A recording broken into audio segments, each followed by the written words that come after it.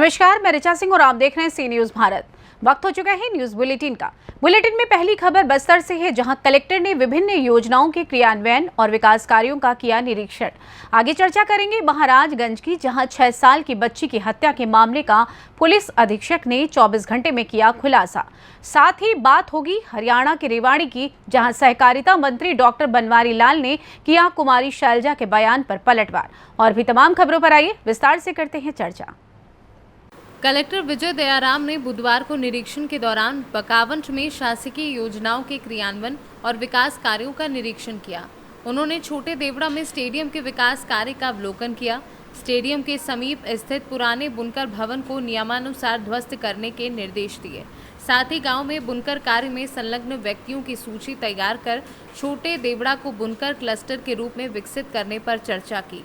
साथ ही गांव के बेरोजगारी भत्ता के पात्र हितग्राही व युवाओं को बुनकर क्षेत्र में कौशल प्रशिक्षण देने के निर्देश भी दिए। बस्तर से सी न्यूज संवाददाता तुलसीराम ठाकुर की रिपोर्ट। महाराजगंज जनपद के फरेंदा थाना क्षेत्र के सिद्धवारी पेट्रोल पंप के निकट ट्रैक्टर ड्राइवर पर ट्रॉली पलट जाने से गंभीर रूप से घायल हो गया। स्थानीय लोगों की मदद से घायल को सामुदायिक स्वास्थ्य केंद्र फरेंदा पहुंचाया गया, जहां चिकित्सकों ने मृत घोषित कर दिया है। वहीं इस घटना के बाद से परिजनों का रो रो कर बुरा हाल है। महाराजगंज से सी न्यूज संवाददाता अंगद शर्मा के साथ इजराइल खान की रिपोर्ट। महाराजगंज जनपद के सिंदुरिया थाना क्षेत्र के गांव में 6 साल की मासूम बच्ची की हत्या का 24 घंटे में पुलिस ने पर्दाफाश कर दिया है। पड़ोस के 2 नाबालिग लड़कों ने बच्ची के साथ दुष्कर्म के असफल प्रयास के दौरान मासूम ने शोर मचाना शुरू कर दिया, जिसके बाद बच्ची का गला दबाकर सिर दीवार से लड़ा दिया। मौत के बाद शव को पास की गली में फेंक दिया गया है।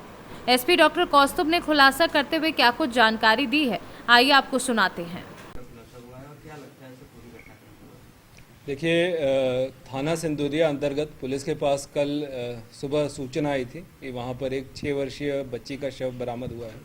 इस सूचना पर वहाँ पर पहुंचकर बच्ची के शव को कब्जे में लिया गया था। पोस्टमार्टम की कार्रवाई कराई गई थी और संदिग्धों से पूछताछ की जा रही थी। पोस्टमार्टम में बच्ची का मृत्यु का कारण सर पे चोट लगने के कारण आया था और आसपास के लोगों से जब पूछताछ की गई और बाद में डॉग स्क्वाड का प्रयोग किया गया तो घटनास्थल के आसपास ही पूरे घटना का होने का पाया गया। इसमें सघन पूछताछ के बाद ये बात निकल कर आई है कि इसी बच्ची के घर के ठीक सामने रहने वाले एक लगभग 15 वर्षीय और 17 वर्षीय लड़के द्वारा बच्ची को बहला फुसला कर घर के अंदर बुलाया गया था। वहाँ पर इन लोगों के द्वारा दुष्कर्म का प्रयास करने के क्रम में जैसे वो शुरू किया गया, तभी बच्ची के द्वारा शोर मचाया गया। इसे शांत कराने के लिए और इस पूरे प्रकरण से घबराकर इनके द्वारा बच्ची के गले को दबाकर और उसके सर को लड़ाकर बच्ची के ऊपर ये जानलेवा हमला किया गया, जिसमें बच्ची की मृत्यु हुई। और इन दोनों के द्वारा उसी घर में, उसी के पूजा घर में बच्ची के शव को छुपाया गया था और रात में मौका पाकर लगभग रात्रि की 2 या 3 बजे के आसपास में घर के बगल की ही गली में बच्ची के शव को छोड़ दिया गया था।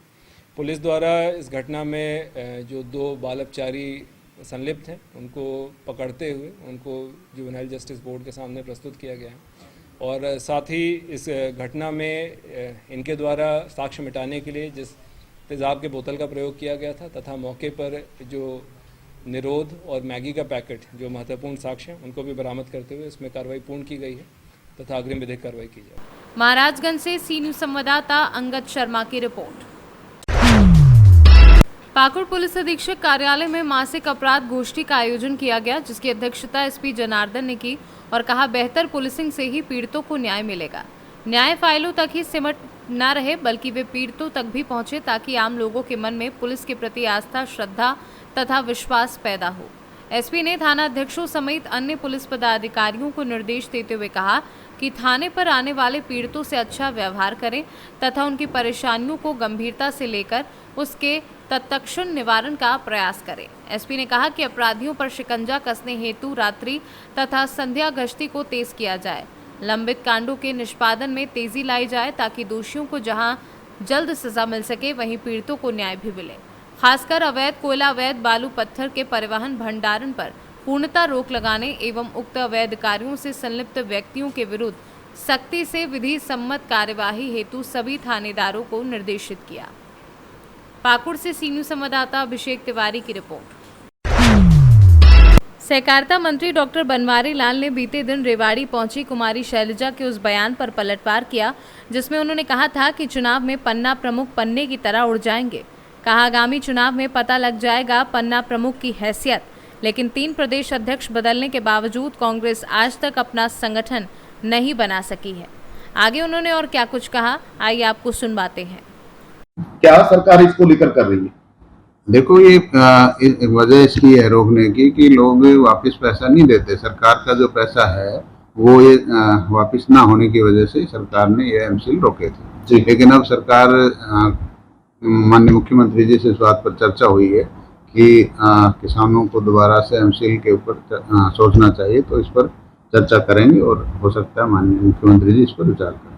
तो क्या कोई रिबेट दे सकते हैं किसानों को? नहीं, किसानों को उनका बकाया है उस पर तो हम ओटीएस स्कीम लेके आते हैं और समय समय पर ओटीएस स्कीम है जी, उसका जो पेनल्टी है और जिसका इंटरेस्ट है वो सब माफ करके और सिर्फ ये कहते हैं कि जो मूलधन है वो भर दें और उसके बाद उसका कोई पेनल्टी और जो इंटरेस्ट वो नहीं लगता जी। तो समय समय पर इस तरह की ओटीएस स्कीम सभी लोन्स में आती रहती है। क्या कहेंगे ऐसे किसानों के लिए जो समय पर नहीं भर रहे? देखो, मैं तो यही कहूँगा किसानों से कि सरकार किसानों की मदद करने के लिए पैसा देती है और जब किसान अपना पैसा खर्च करे और फसल आए तो उस पैसे को अगर वापस करे तो मतलब अच्छा रहेगा, क्योंकि सरकार विदाउट इंटरेस्ट ये पैसा देती है तो सरकार को वापस भी करने चाहिए। तो लगता है कि जल्द मुख्यमंत्री से बातचीत होकर जल्दी इसी योजना को दोबारा इस पर चर्चा करेंगे और मुख्यमंत्री जी इस पर लगता है मेरे को कुछ अच्छा ही सोचेंगे, किसानों के पक्ष में सोचेंगे। रेवाड़ी से सी न्यूज संवाददाता चैन सिंह की रिपोर्ट। फिलहाल न्यूज बुलेटिन में बस इतना ही। देश दुनिया की तमाम खबरों की जानकारी के लिए देखते रहें सी न्यूज भारत। हर खबर आपके साथ, आपके हाथ।